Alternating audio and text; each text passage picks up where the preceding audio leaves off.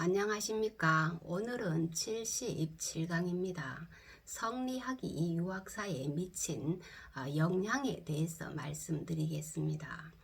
이제까지 성리학 내용 전반을 다루었습니다. 이기론, 심성론, 그리고 인식론, 수양론 등으로 성리학 이론 체계를 구성하고 있는 성리학의 내용 전반을 다루었습니다.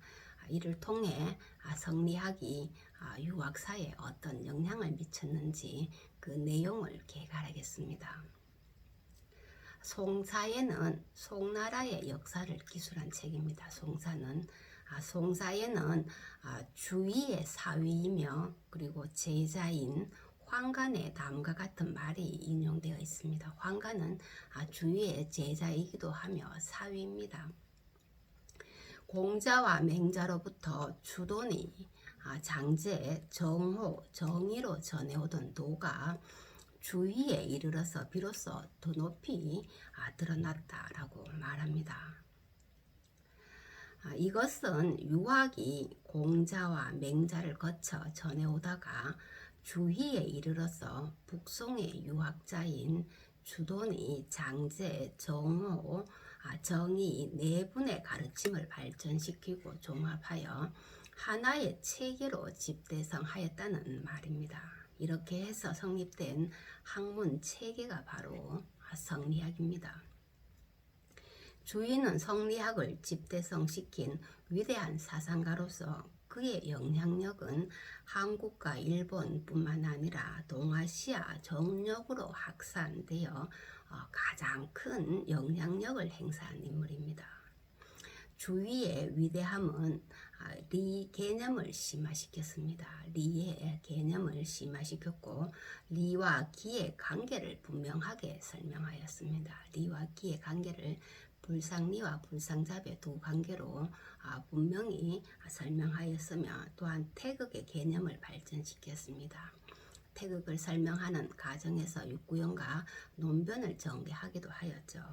그리고 이러한 리와 기의 개념을 가지고 성리학의 사상 체계인 이기론, 심성론, 그리고 인식론, 수양론 등 여러 방면의 이론들을 빠짐없이 전개하였다는데 주희의 어떤 위대함이 있습니다. 주희는 철학의 기본 범주를 두 계열로 정리를 합니다. 리와 기, 리의 계열과 기의 계열, 그리고 형이상의 계열과 형이하의 계열, 그리고 성과 정, 미발과 이발, 본체와 작용 등으로 두 계열로 이렇게 정리를 합니다. 그리고 불교와 육구연의 학문이 모두 전자의 계열만을 문제 삼는다는 점에서 비판을 합니다. 불교와 육구연은 주로 리의 문제, 그리고 미발의 문제, 본체의 문제에 치중해 있었다는 거죠. 주위의 학문은 한때 거짓된 학문, 위학이라고 하죠. 위학으로 탄압받기도 하였지만 원나라가 과거 제도를 시행하여 이것은 1313년이죠. 인종됩니다. 원나라가 과거 제도를 시행하여 주위의 사서집주가 사서에 대해서 주위가 해석한 책이죠. 주석을 단계 사서집수입니다. 사서집주가 과거 시험의 어떤 표준 답안으로 지정되면서 성리학은 간학으로서의 어떤 학문의 주류를 담당하게 됩니다. 이후 중국과 한국의 유학은 주희가 집대성한 성리학을 기반으로 전개됩니다. 그리고 17세기에는 일본에 전래됨으로써 성리학은 동아시아의 어떤 보편적인 학문으로 자리 잡게 됩니다. 물론 주위의 사상적 경향과 맞섰던 조류들도 있습니다. 주위의 어떤 이론에 대해서 비판을 제기한 사람들도 있었다는 거죠. 리를 성 대신 심과 동일시함으로써 보통 심학이라고 부르는 육구연과 왕수인의 사상 조류가 있습니다. 주위가 성정리를 주장한 것과 달리 이들은 심정리를 주장하였죠. 또한 한나라 때의 유학 경향으로 되돌아가 고증이나 실증적인 연구를 중시하는 17세기, 18세기의 고중학 운동 등이 그것입니다. 하지만 그러한 움직임들도 역시 성리학의 큰 조류 안에 들어있었으며 성리학의 영향권으로부터 완전히 벗어나지 못하였습니다. 왜냐하면 왕수인의 주의 비판도 비록 주장하는 내용에는 물론 차이가 있었지만 주의가 집대성한 어떤 성리학의 용어와 이론적 틀, 범주에서 벗어나지 못하고 같은 개념과 범주를 사용하는 영역에서 다루어졌기 때문입니다. 성리학의 특징은 인간 세계를 뛰어넘는 어떤 강대한 자연 세계의 지평 안에서 인간의 도덕적 당위에 대해 깊이 사유하였다는 점입니다. 인간이 천지 만물의 자연 세계에 속하지 않는 별한 존재가 아니라 자연 세계의 중심에 인간이 있다고 생각한 것입니다. 그러므로 인간도 다른 사물과 마찬가지로 자연 세계의 질서에 순응해야 합니다. 따라서 천지 만물을 지배하는 대자연의 법칙은 인간에게도 그대로 적용될 수밖에 없었고 인간도 다른 만물과 마찬가지로 그 법칙을 따르지 않으면 안 됩니다. 변화하는 강대한 자연 세계의 질서야말로 인간 세계의 일륜적 가치의 근원입니다. 자연 세계의 질서가 바로 인간 세계의 어떤 일륜적 가치의 근거가 된다는 것입니다. 일륜적 가치의 근원이 되는 자연 세계의 질서가 바로 주의 성리학에서는 리로서 설명을 합니다. 이 시대의 유학을 신유학이라고 부르는 것도 인간의 문제를 인간 차원을 넘어 자연 세계의 지평에서 바라보았기 때문입니다.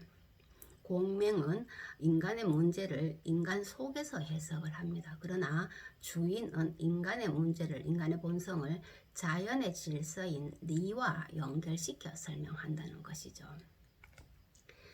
그러므로 당위가, 인간의 도덕적 당위가 강조되게 됩니다. 이러한 성리학 이론의 핵심은 인간이 천명에 의해 성을 부여받았다는 데 있습니다. 하늘이 부여해준 성은 본질적으로 선합니다. 왜냐하면 리는 가치의 근원이 되기 때문에 당연히 선이 되는 거죠. 그러므로 인간은 본래부터 도덕적인 존재라는 것입니다. 그러나 동시에 인간은 현실적으로 욕망의 존재이기도 합니다. 여기에서 악의 가능성이 제기되고 악의 원인으로서 기 또는 기질이 중요한 작용으로 등장합니다. 그래서 성리학은 인간의 본성을 본연지성과 기질지성이라는 두 측면에서 동시에 말합니다.